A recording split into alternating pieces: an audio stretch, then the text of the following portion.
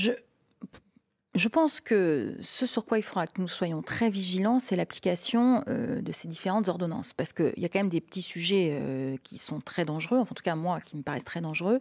C'est l'ordonnance qui vise à dire on étend le périmètre géographique quand on veut envisager un licenciement économique.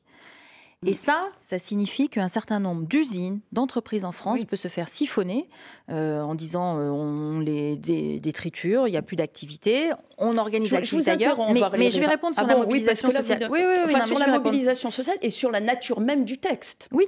Non, mais je veux dire que ce sujet-là, parce que c'est une ordonnance, est un peu passé sous les radars. C'est-à-dire que je pense que la prise de conscience sur cet aspect-là des ordonnances n'est pas forcément connue, ou on n'a pas forcément... de la part des appareils syndicaux et sans même doute, des oui, d'accord, membres... mais ce ne sont pas les appareils syndicaux qui font les manifestations, qui font les réactions, vous l'aurez noté. Et donc, je dis juste, par exemple, sur cet exemple-là, ça veut dire que vous prenez les employés de Molex à qui le tribunal de Bordeaux a donné raison. Ces employés de Molex n'auraient pas pu obtenir gain de cause aujourd'hui avec ce texte.